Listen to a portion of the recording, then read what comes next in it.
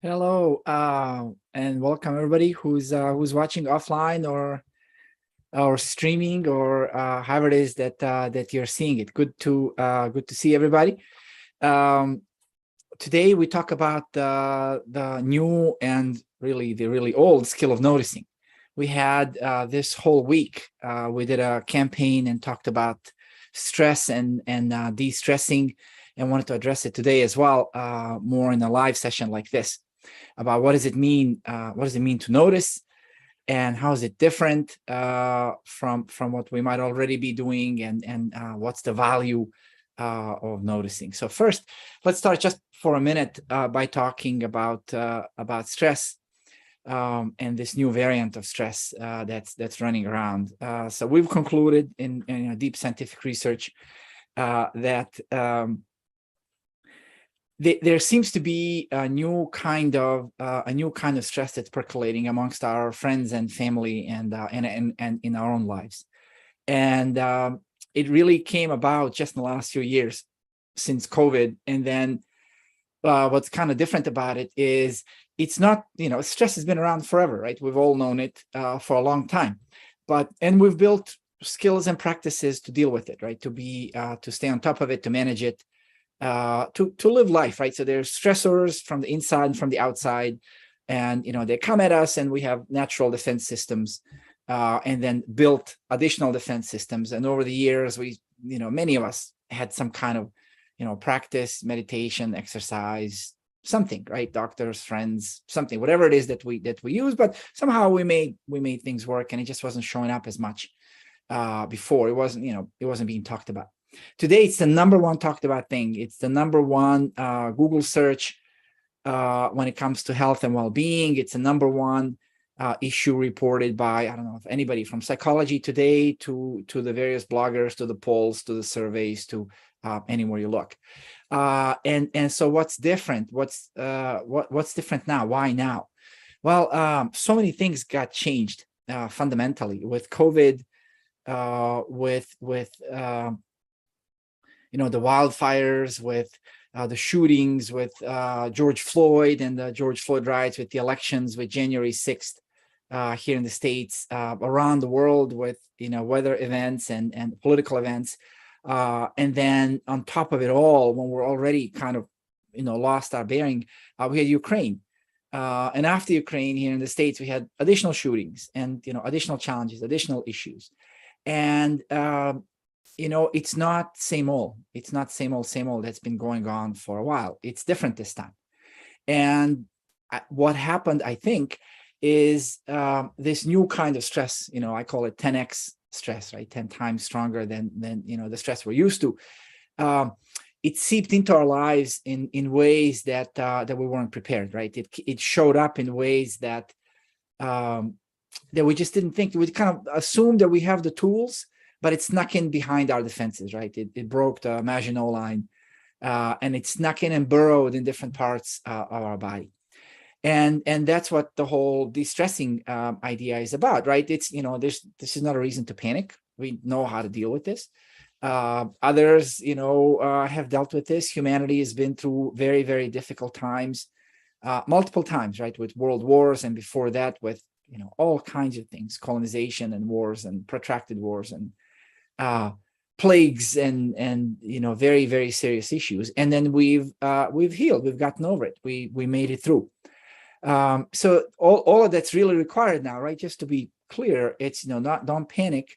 All that's really required is just an upgrade, right? Just an upgrade of our skills of how do we deal with stress. And today, that upgrade of the skill of dealing with stress is focused on noticing, right? It's first part, right? We got to notice We got to notice first its existence, right? That there's a different flavor, different magnitude, different amount, different kind of poundage, different tonnage of stress than what our bodies are used to processing. That's the first thing to notice. The second thing to notice is that it's kind of snuck in behind our defenses for a lot of us. So if you notice your moods are changing, if you notice your attention span is shrinking, if you notice that kind of the standard things you used to do before just don't kind of flip you back into your full self, right? Your exercise, right? Maybe you had an exercise routine that was like the surefire way, right? If I'm stressed out, things are not working, things are difficult, I just go hit the treadmill or hit the road or hit the whatever bike or hit whatever, and then I sweat it out and I'm good. These days, many friends report I go to the gym, I hit the road, I sweat it out, and I'm still feeling meh. So, okay, notice that, right? And don't panic, right? Don't panic. It's okay, right? It just means that we need to refresh those skills. The other thing to notice is once the sucker kind of gets to us, right? This 10x stress, the variant, where does it hide? And it finds new places to hide. And where is it physically in our bodies? That's something to notice, to really just take a second and just take a look and just ask, right? And then notice, where is it coming up? Where am I holding it today? Right? It's a sneaky little bastard, right? It moves around. And it could be in your, I don't know, it's just something very simple to notice, right? It could be in your neck, could be in your jaws, right? For me, it's oftentimes in the jaws. It could be like the clenching of your hand. Sometimes for me, it's like right here. I don't know why, but it's I have some idea why, but I'm not a real doctor, so I don't want to opine. But I think for me, what it is like I'm holding my hands kind of clenched all day, unconsciously. As I'm talking, as I'm doing stuff. And then I notice as I do my practices, right, as I do meditate or whatever it is that I do, I notice like little release here. So that's interesting and that's new, right? I don't ever remember holding stress here. I kind of do the standard thing, right? Shoulders and neck and jaw and all of that. Notice also about your breath. Right? How are we breathing? Everybody talks about take a deep breath and meditation and breathing and all of this, but I think it's time to go back and relearn some of those lessons and learn some new ones. And we've had some science recently that talked to us about how the stress is kind of holding our diaphragm tight all day long. So we're literally getting just enough oxygen to kind of barely function. And that kind of chronic lack of oxygen can lead to all kinds of things, including inflammation. So very interesting connection to go back. So notice, let's just do it right now. Notice if you're taking a full breath and if the bottom of your belly, right? So you have your lungs, your rib cage, and then below the rib cage is your diaphragm, and below that is your stomach. Where are you breathing? Are you kind of breathing up here, right? In the lungs? Are you breathing at the bottom of your lungs? Are you breathing at the top of your stomach? Are you able to breathe at the bottom of your stomach?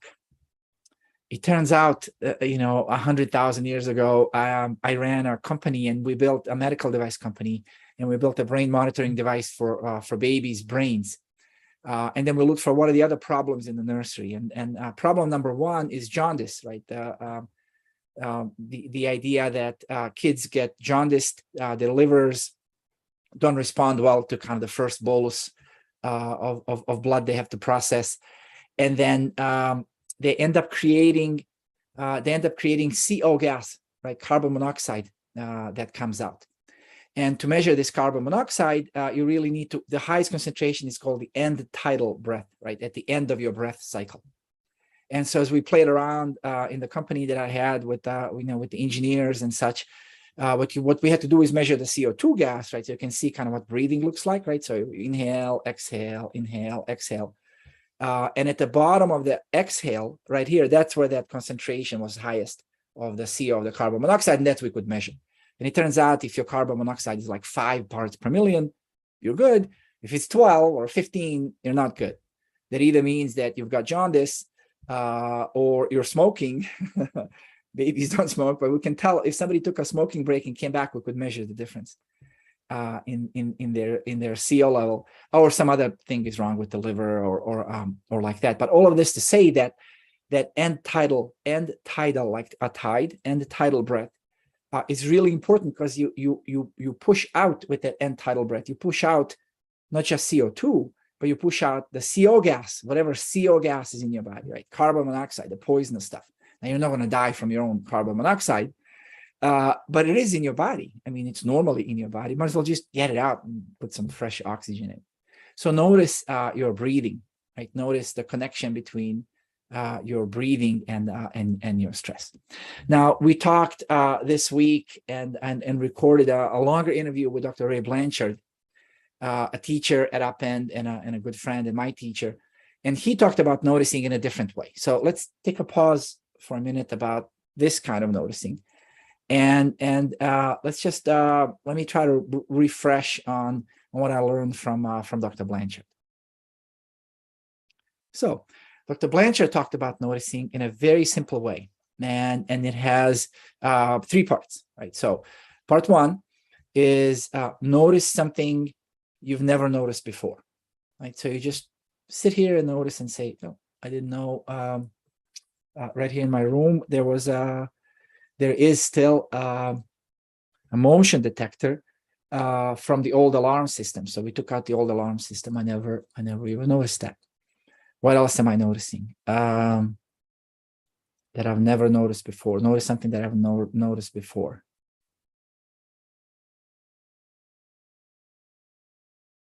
Yeah, I'm noticing how pretty the view of the garden is across my screen.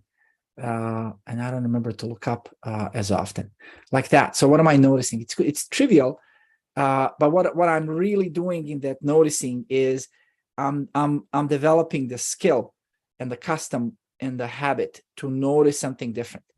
And then that skill and custom is like a scanning, like an awareness, like a presence that's out there. So notice something you've never noticed before. It's a very simple instruction, just something, an emotion, a thought, a feeling, anything like that. And then step number 2 is let it go. Oh, okay. So I expected step number 2 to be like write it down or remember it or meditate on it or something. But no, step 1 is notice something you've never noticed before. Step 2 is let it go. I'm like, okay, what does this mean? So I learned what that means is for me, what it means is to trust, right? I've noticed something and I've already, just by the fact of noticing, I've kind of embodied it, right? It's in my mind, it's getting stored somewhere. I trust that system of how it's getting stored, right? It's in my body, right? It's getting stored. I mean, look, our DNA changes, obviously, right? During this lifetime, I'm going to learn things, and then those learnings are going to make it into my DNA, and that DNA is going to get passed to my kids. And then they're going to take everything I learned, they're going to learn more stuff during their life. Their DNA is going to change, and that updated, upgraded DNA is going to pass on to their kids. That's kind of how, how the system works. So we've been accustomed to noticing in a particular way. That's like the school learning, right? Like learning type of noticing, right? No, and a teacher says, I write it down like that. But what this second piece to me means is let it go, meaning don't keep using kind of just the prefrontal cortex to notice, to put my awareness on it. Just let it go and trust that whatever I've noticed, it's going to get processed. It's going to get filtered. It's going to get stored. It's going to get stored in my brain, in my memory cells. It's going to get stored in my DNA. It's going to get stored in however it is that our bodies store learning. It's going to get stored. And then the third step is really easy, is notice something new again. So that's the 3 steps of noticing from that I learned from Dr. Ray Blanchard. And there's more you can learn on the website at append.com about it. So going back then, we're talking about stress, and we're talking about the first tool in this stress is to notice where is it coming in, where is it being stored, right?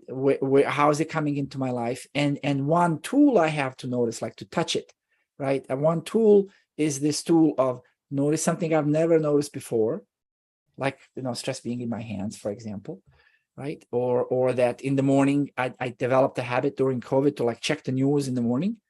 It's a really hard habit to break, and I've been working on it and making progress. But it's a habit I picked up. I didn't even notice. And then I noticed that as I'm drinking my coffee here, my morning, your afternoon, for the happy hour, I noticed that that my mind like gets magnetically pulled in the direction of the news of the day rather than my body and my family and my whatever it is, start of the day, my work and all of that. And it takes me a while to claw back my attention from, frankly, the worry and the concern about doom scrolling, right? All the new stuff that's in the news. So starting with stress, we notice new things, and as we notice, we're continuing to notice what's around us and what's happening, and those are the first clues. Then we'll take action later, right? Our body will know what to do, and we'll talk about that some different time. But for today, we want to focus on noticing. Now, in one of the lectures, I also talked to Miss Patricia James, who's an indigenous leader and a medicine woman and a pipe carrier in her tradition. She also talked about noticing, and she talked about it in a different way. The first thing she reminded us is that the concept of noticing is present she's a cross-cultural student and practitioner, and has spent a lot of time learning from various different traditions, not just her own. And she reminded us that this skill of noticing is not new, right? It's actually old. It's ancient. It's historic and prehistoric. And before, of course, we had to notice, every sight, smell, and sound, so the saber-toothed tiger doesn't come out and get us in the dark, or another caveman that's going to come and club us over the head. So noticing was kind of a life and death skill.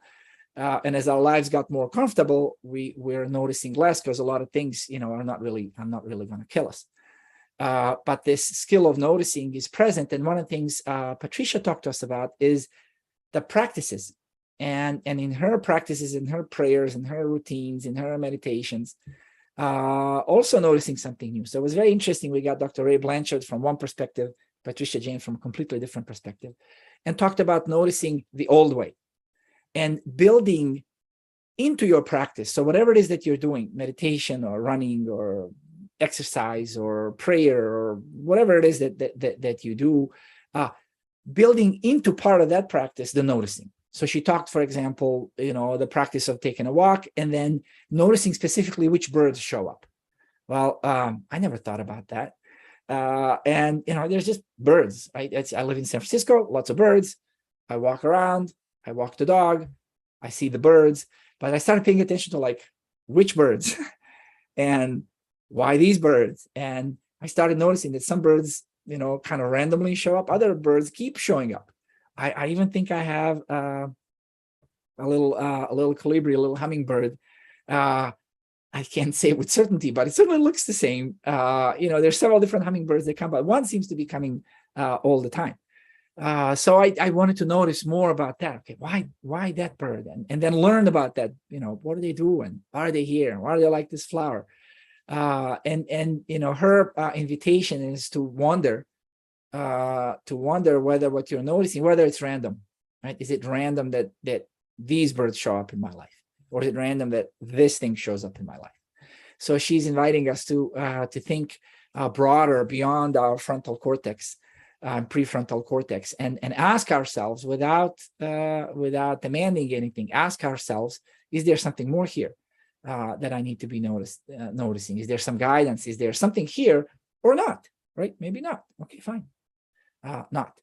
So that's it. A quick review of noticing, and really more than anything, an invitation, right? An invitation for all of us, and for you and for me, an invitation to notice in a new way, to notice something we've never noticed before, to let it go, right? To trust, and then to notice something new again.